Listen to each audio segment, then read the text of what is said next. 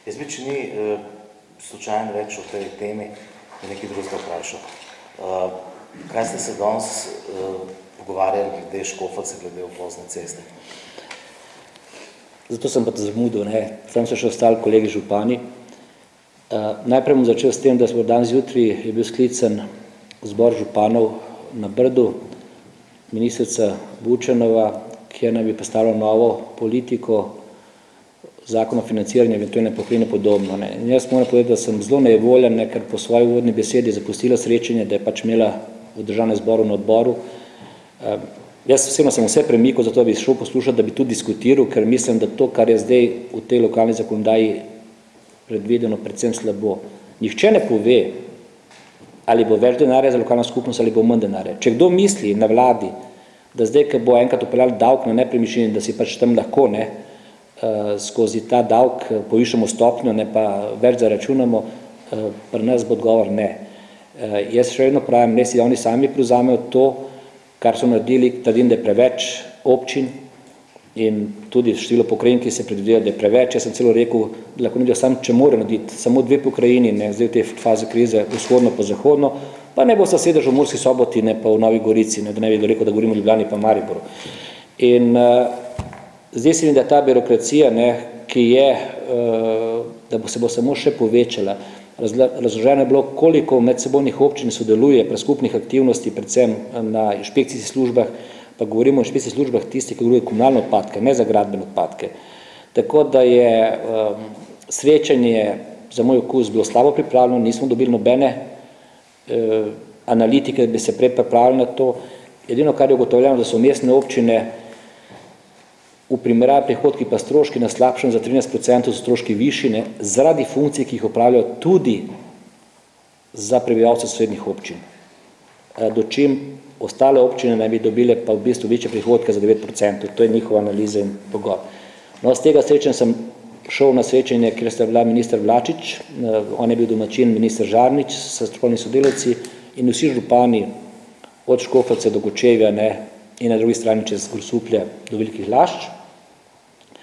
In po burni razpravi sem jaz odšel po prvi točki, imamo 5 predlogov, ampak kot prvi sklep sprejet bil, mislim, da smo se potem lahko uskladili vse ostale točke.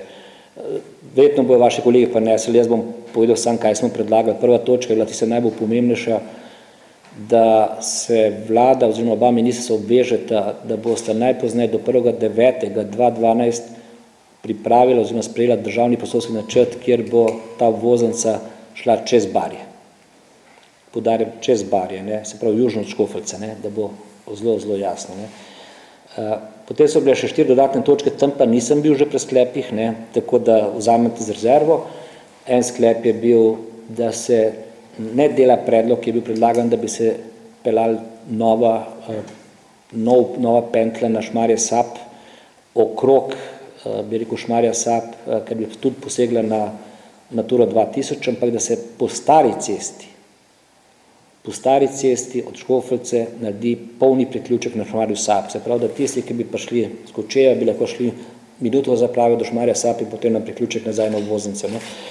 To ne bi bilo letos narejeno, ne bi se letos začela adaptacija Ižanke, ki je že bila v planu Ižanka, pri čemer moramo biti usklajeni, ker 3/4 Ižanke je državna cesta, 1/4 je mestna cesta, lokalna cesta, da paralelno s tem vlečemo tudi vso infrastrukturo cesti, se pravi kanalizacijo, vodovod, razsvetljavo in potem naredimo kolesarske steze in pločnike.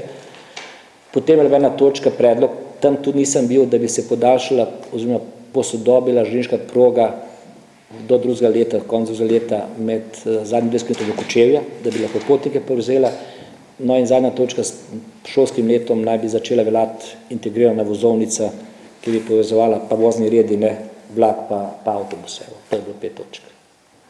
Zdaj pa če kaj drugače pa ne vem, ampak zapravo sem bil. Kaj pa te pripombe naravovarstvenikov, če bo šlo obvoznica čez Barje, Metuljčak, tam živi pa, kaj bo zdaj z njim? Veste, jaz mislim, da se tu morajo, predvsem, to je tista moja tudi pripomba, ko sem hotel danes povedati tudi ministrici, jaz smatram, to ministrstvo naš servis in mora zagotavljati lokalno samoupravo.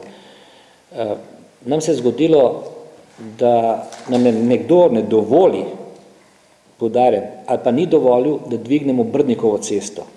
To ne gre za poseg, ampak gre, zakon pravi, če se bistveno spremeni pokrajina.